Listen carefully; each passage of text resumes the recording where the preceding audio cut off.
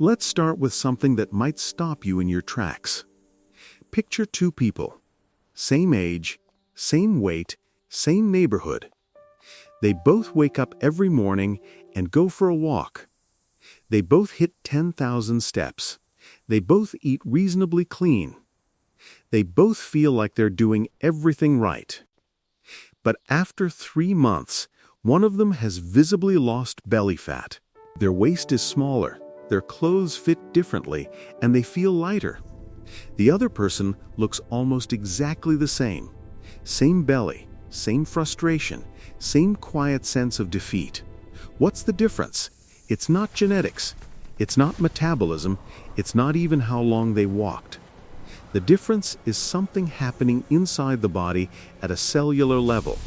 Something most fitness content never bothers to explain. And once you understand it, you will never think about walking, exercise, or belly fat the same way again. Here is the uncomfortable truth that the fitness industry has been dancing around for years. 10,000 steps is not a fat loss strategy. It is a marketing number.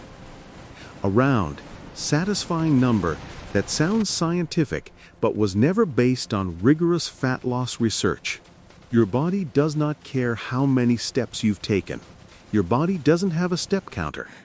What your body has is a biological signaling system, an incredibly sophisticated internal communication network that is constantly reading your environment, your stress levels, your oxygen availability, and your hormonal state. Based on those signals, it makes a very specific decision every single moment you move. And that decision determines whether you burn belly fat or whether you burn something else entirely. Understanding that decision is everything. And most people walking daily have never once thought about it. To really get this, you need to understand something fundamental about how your body produces energy. Your body runs on two primary fuels. The first is glucose, which is just sugar. The second is fat, specifically free fatty acids that get released from your fat cells into your bloodstream and burned. Now here's the part that changes everything. Your body cannot burn both of these fuels at the same time with equal efficiency. It has to make a choice. And the choice it makes is not random, not based on how motivated you are, not based on how hard you're trying. It's based entirely on biological signals. Two signals in particular determine everything. The first is how much oxygen is available in your body during movement. The second is how much stress your nervous system is currently perceiving. Those two factors, oxygen and stress, are the gatekeepers to your fat-burning system. And most people unknowingly manipulate both of them in the wrong direction every single time they exercise. When you push yourself hard during exercise, when you're running and breathing heavy and your heart is hammering, something very specific happens in your brain. Your brain doesn't receive the message that you're being disciplined and health conscious. That's not the biological interpretation. What your brain actually receives is a single, ancient, urgent signal. Emergency. Danger. Energy needed immediately. And in emergency mode, your body does exactly what it was designed to do over hundreds of thousands of years of evolution. It reaches for the fastest fuel available, and that fuel is sugar. Glucose can produce energy almost instantly, requires very little oxygen, and can be deployed rapidly throughout the body. From a survival standpoint, that's exactly what you need if you're sprinting away from a predator or fighting for your life in a life-or-death situation. The problem is, you are not running from a predator. You are on a treadmill or a sidewalk trying to lose belly fat. And your biology, as brilliant as it is, cannot tell the difference between those two situations. So what actually happens when you push hard during cardio? You burn sugar, rapidly, efficiently, and in large quantities. And the calorie trackers on fitness apps love this. They show you a high number and you feel accomplished. But here's what those apps never show you. They don't tell you what type of fuel those calories came from. And when your body is burning primarily sugar, it is not meaningfully touching your belly fat. It gets worse because intense exercise produces a metabolic byproduct called lactate. Most people associate lactate with muscle soreness or that burning feeling in your legs during a hard workout. But lactate does something far more significant than cause discomfort. Biochemically, lactate acts as a direct chemical inhibitor of lipolysis. Lipolysis is the process by which your fat cells open up and release stored fat into the bloodstream so it can be transported to your muscles and burned. When lactate builds up, that process gets chemically suppressed. The fat release door doesn't just slow down, it gets locked. And the harder you train, the more lactate builds, and the more firmly that door stays shut. This is the great cardio paradox, and it explains something millions of people have experienced firsthand without ever understanding why. You run consistently for months. You sweat, you push, you sacrifice. You burn hundreds of calories per session. And yet, your belly fat barely moves. You look in the mirror and wonder what you're doing wrong. You wonder if something is broken in your body. Nothing is broken. Your body is working exactly as designed. The problem is that every intense cardio session is sending your body into a biological state where belly fat is chemically off limits. And visceral fat, the deep fat that sits around your organs and creates that stubborn belly appearance, is the most stress-sensitive fat in your entire body. The more threatened and stressed your body feels, the more aggressively it holds on to that specific fat reserve. Running harder doesn't just fail to solve the problem. It can actively make the problem worse by reinforcing the biological conditions that lock visceral fat in place. Now here is where most people get surprised, because the solution sounds almost too simple. Walking. Not running, not HIIT, not cycling until you can't breathe. Walking. But not just any walking. Walking done in a very specific biological state that your body interprets as safe, calm, and oxygen-rich. When you walk at the right pace, a cascade of things happens inside your body that are the exact opposite of what happens during intense exercise. Your heart rate stays moderate. Your breathing is controlled and even. Your body has all the oxygen it needs. And most critically, your nervous system does not sound an alarm. There is no emergency signal. There is no survival pressure. And when the nervous system is calm and oxygen is abundant, the body makes a completely different fuel decision. It switches from sugar burning to fat burning. It opens the doors of your fat cells, releases stored fatty acids into the bloodstream, and delivers them to your mitochondria to be burned steadily and continuously throughout your walk. This is not a trick. This is not a shortcut. This is just the body following its own logical, biological rules. Here's something that makes this even more striking. When you compare walking to running in terms of fat loss, the number that matters most is not calories burned per minute. It's the percentage of those calories that come from fat. During running at high intensity, the vast majority of your energy comes from sugar. Fat is barely touched. During walking at the right pace, the majority of your calories come from fat. Specifically, from that stored visceral fat your body has been protecting. So even though you burn fewer total calories per minute while walking, the fat loss outcome over time is actually superior because you're pulling from the right fuel source. You're targeting the actual problem. And on top of that, walking doesn't destroy your hunger regulation the way intense cardio does. Which brings up another massive piece of this puzzle that most people never connect. Think about the last time you did an intense workout. A hard run, a boot camp class, a tough HIIT session. Think about how you felt in the hours afterward. If you're like most people, you were ravenous. Not just a little hungry, deeply, urgently hungry, with cravings for sugar, carbs, and fast food that felt almost impossible to resist.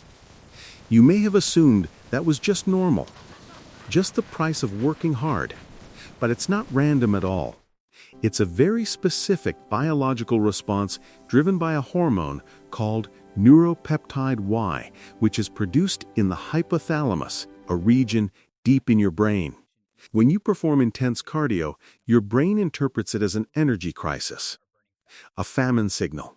And to prevent you from losing too much weight too fast, which was historically dangerous, it floods your system with neuropeptide Y, which drives aggressive hunger and carbohydrate cravings. Your brain is literally trying to make you eat back every calorie you just burned. And for most people, it succeeds. This is not a willpower problem. This is not weakness. This is one of the most powerful biological drives in the human body. And fighting it with sheer discipline is a losing battle over the long term. This is exactly why so many people end up in that exhausting cycle of working out hard, craving sugar afterward, overeating, feeling guilty, working out harder to compensate, craving even more, and never actually making progress. The calorie deficit they created in the gym gets erased in the kitchen, not because they're undisciplined, but because their own biology is working against them. Walking in zone 2, at that precise fat-burning pace, produces an entirely different hormonal response.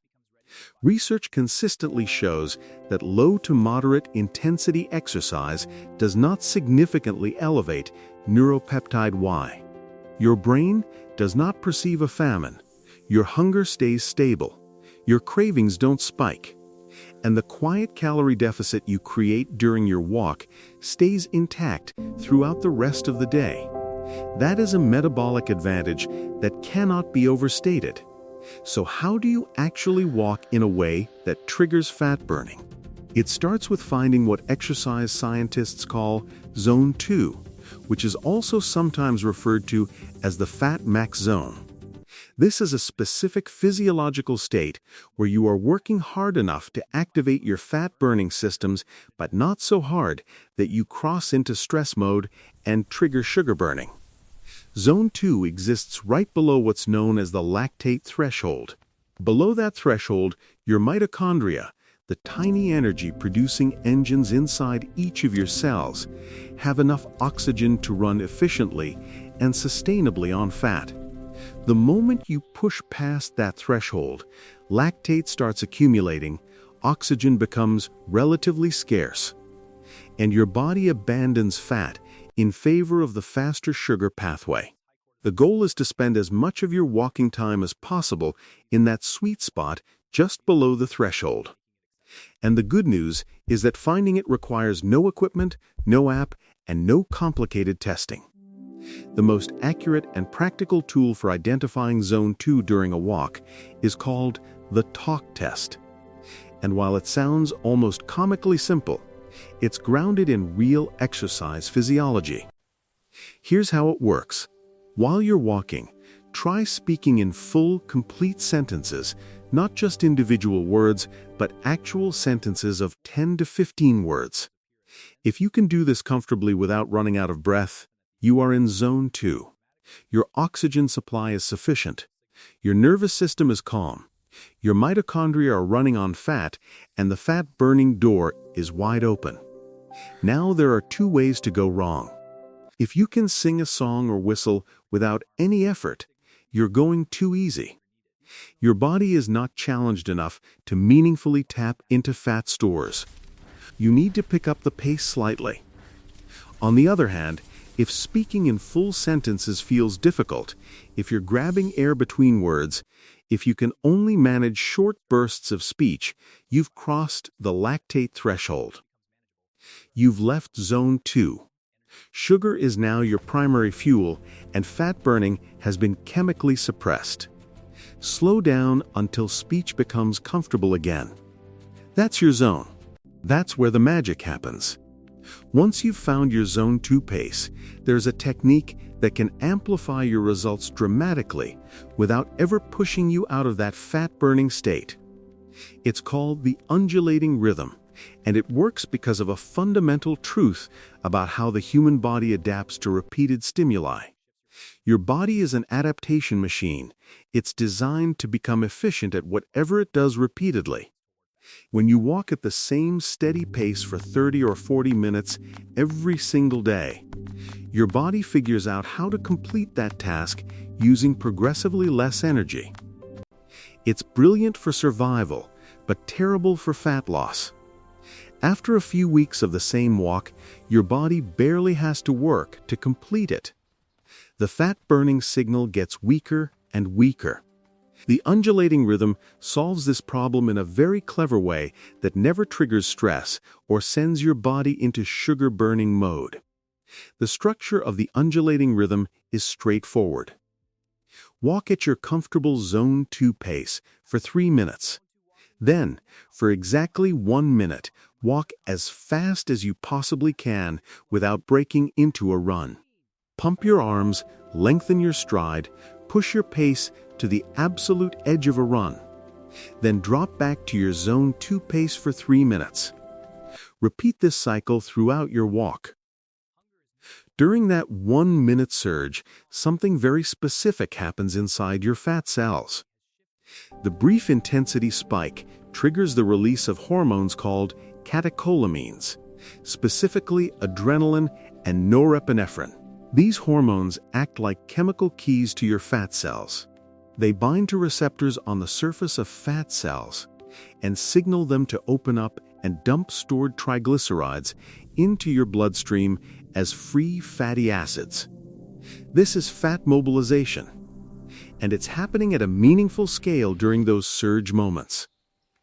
Here's the critical detail that makes the undulating rhythm so much more effective than high-intensity interval training. Because the surge lasts only 1 minute, your body doesn't have time to accumulate significant lactate. The fat release signal gets sent, the fat gets mobilized, but the chemical door never gets locked.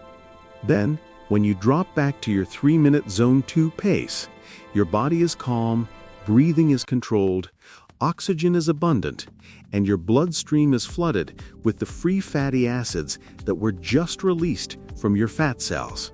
Your mitochondria immediately go to work burning those fatty acids for sustained energy. This is the pump and burn mechanism working in real time.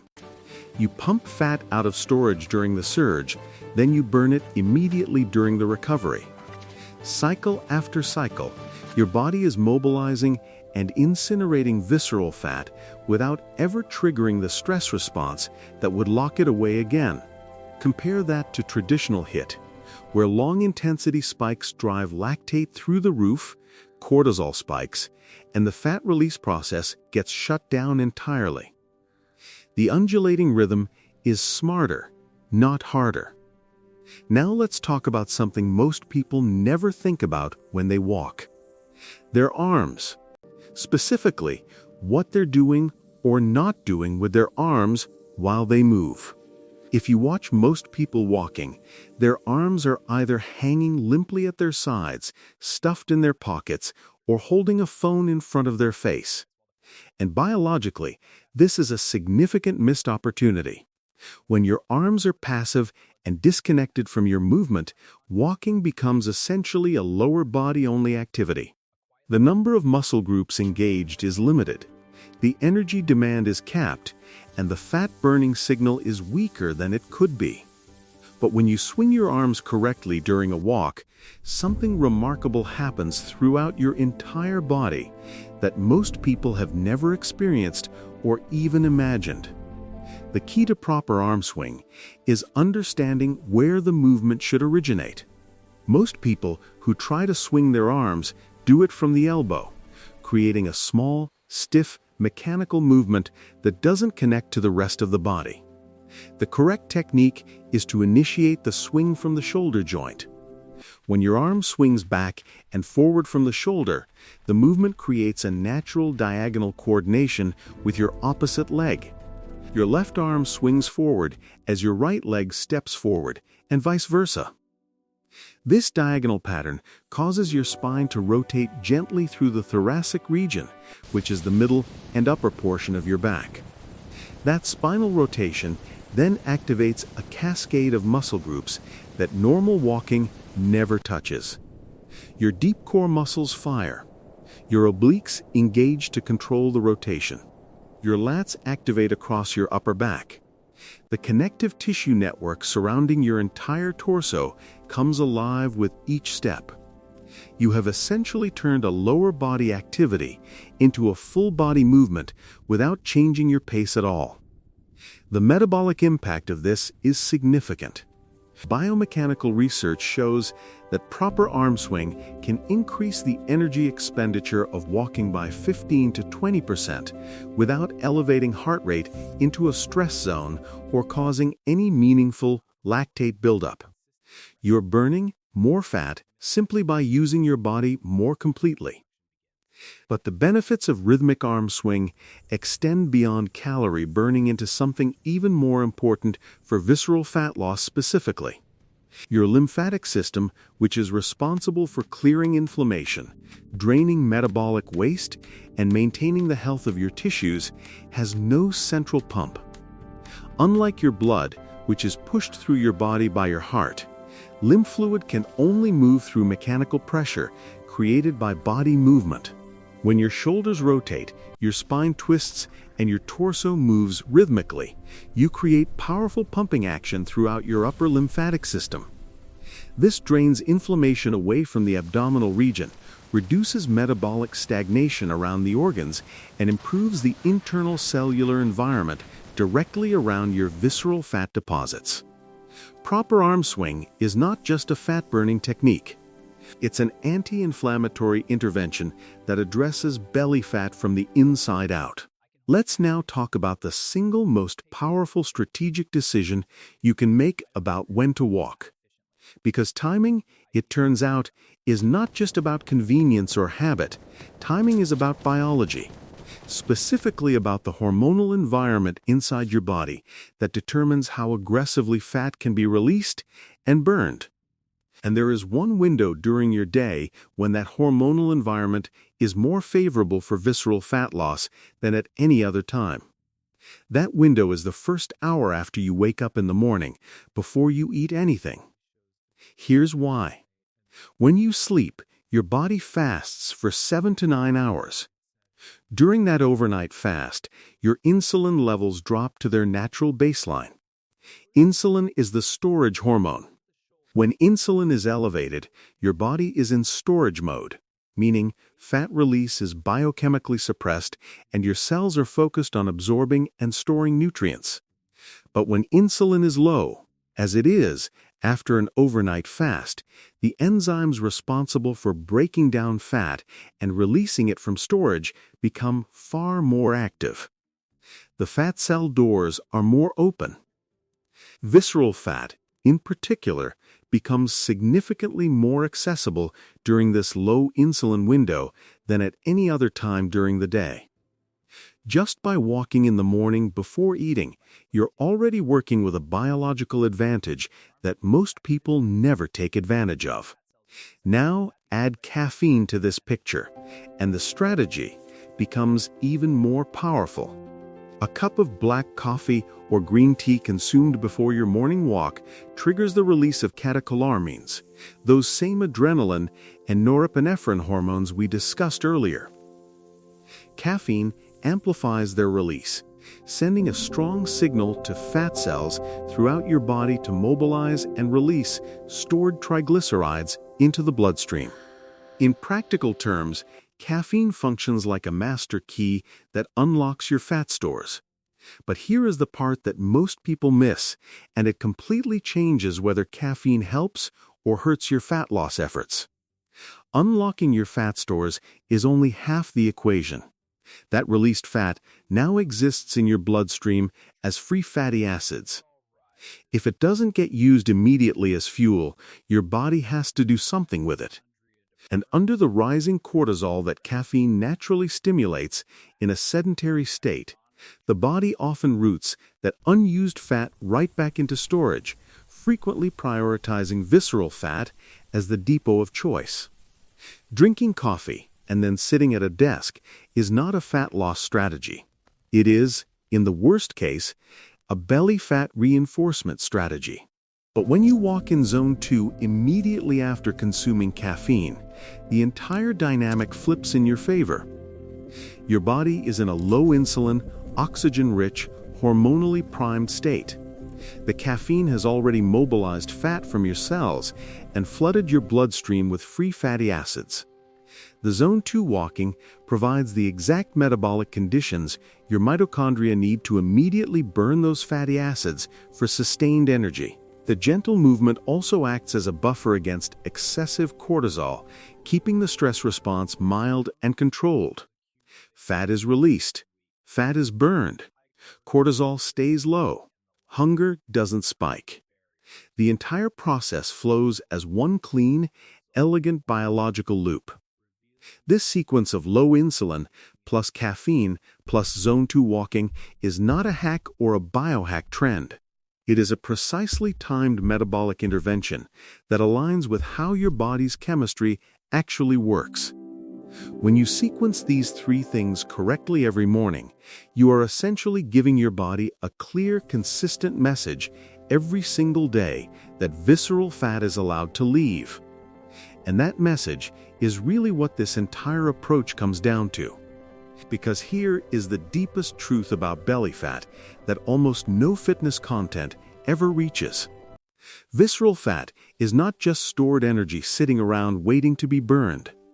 It is a biological response to a perceived threat. Your body builds and defends visceral fat in proportion to how much danger it believes it is in.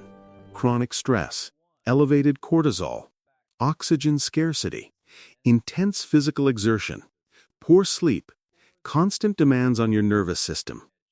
All of these tell your body that times are hard, that survival is uncertain, and that every available energy reserve must be protected.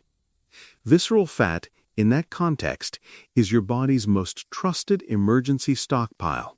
The more threatened your biology feels, the more stubbornly it holds onto that specific fat.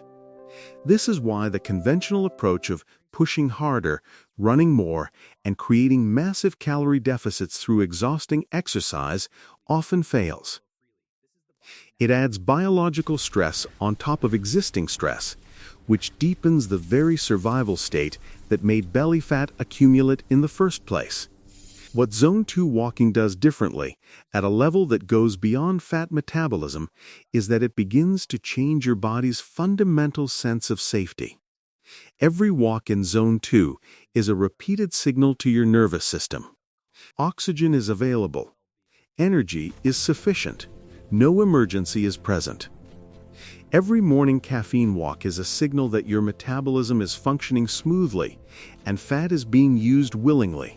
Every undulating rhythm cycle is a signal that fat can be mobilized and burned without any survival threat. Every proper arm swing is a signal that inflammation is being cleared and the internal environment is healthy and stable. These are not just exercise techniques. They are biological communications. And when those communications are delivered consistently, day after day, your body gradually updates its operating assumptions. It stops treating visceral fat as irreplaceable protection. It starts treating it as available fuel. And that is the moment when belly fat begins to quietly, steadily, and sustainably disappear. The reason this works when nothing else has is because it is not a battle against your biology.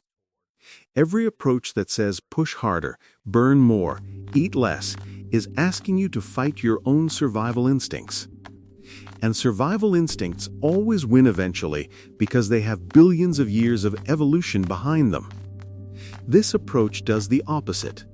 It cooperates with your biology. It speaks the language your body already understands. It sends the signals that your physiology is already designed to respond to. Zone 2 is not a compromise or a soft option. It is the precise biological state where visceral fat is most available to be burned. The undulating rhythm is not a gentle alternative to real training. It is a targeted fat mobilization protocol timed to work with your hormonal system. Proper arm swing is not an aesthetic adjustment. It is a full-body activation strategy with measurable metabolic and anti-inflammatory effects. Morning walking with caffeine is not a wellness ritual. It is a deliberately sequenced hormonal intervention that maximizes fat release and fat burning simultaneously. You have probably spent a long time trying to force your body to change through sheer effort and willpower. You've earned the right to try something different, not easier, necessarily, but smarter, more aligned with what your body is actually waiting for. Start by finding your zone 2 pace using the talk test. Begin adding the 3-minute steady, 1-minute surge, undulating rhythm pattern to your walks. Focus on initiating your arm swing from your shoulders and letting your spine rotate naturally with each step. If your schedule allows, take your walk in the morning, before eating, with a cup of black coffee or green tea beforehand. Do this consistently, not perfectly, but consistently, and pay attention not just to how your body looks, but to how your body feels. Because the first thing that changes when your biology starts cooperating instead of resisting is not your waistline, it's your energy, your sleep, your hunger patterns, your mood. Those internal shifts are the earliest signs that your body is finally receiving the right signals. The visible changes in your belly will follow, not because you forced them, but because you created the exact biological environment where they become inevitable.